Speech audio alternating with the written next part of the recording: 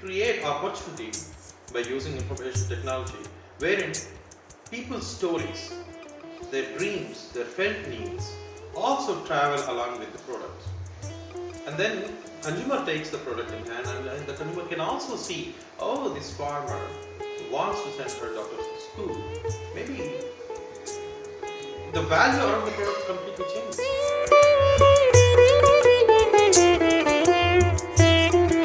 My name is Sanne van den Dungen. I'm with an organization called Grant Recipient Society for Rural Development, GVK Society in short.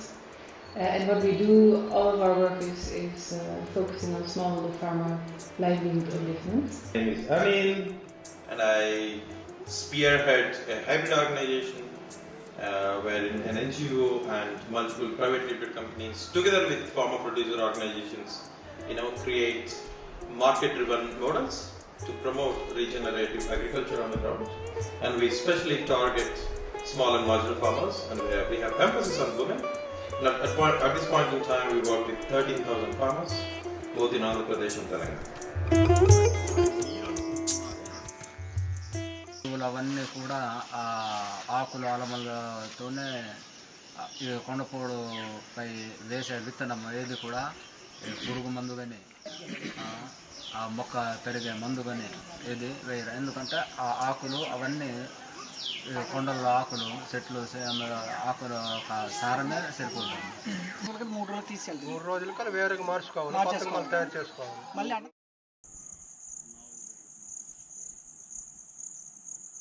In our case, we are introducing mixed cropping together with cotton to create a food and fiber ecosystem that is not anymore relying on monocrop, but that really creates a diversity that can help in pest and disease management, but also in terms of climate change mitigation. కంది మనం తినడం sir, పత్తి పంటక sir, బంతి పువ్వు పోతే అమ్ముకోవడానికి మాకు.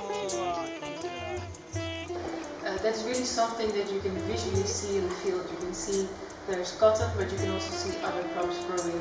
You don't need to do soil testing. You don't need to have all kinds of expensive measurements, either in field or in a lab somewhere at the other side of the world. You can develop, of course, a methodology that we do that observation a couple of times in the season to make sure that it's really done and practiced and validated. I would like to say there that often certification is a bit of a necessary evil, where we know the market is asking it from us, but at the same time we are struggling very much with it in terms of its practicality, how it really works out in reality on the field with farmers, with our staff.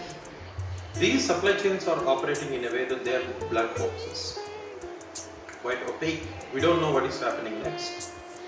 In this context, while the material or the product reaches the hands of consumer, he doesn't know where it actually comes from, right? While farmers don't know what is going to happen to their primary product. And when we have this kind of opaqueness in the supply chain system, that is actually the basis for exploitation, and that has to be broken. How can we do that? Creating transparent systems, that can build trust.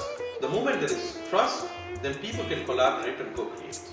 But what my hope is with the ledger is that it's more based on transparency, because that's really needed if we want to make sure that those who should be, let's say, rewarded or who need it the most at the beginning of the supply chain really end up getting that.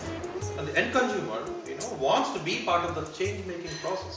So here, if we use information technology as a right platform, we can empower consumers as change makers, because they can make personalized impact by supporting these producers, based on what is important.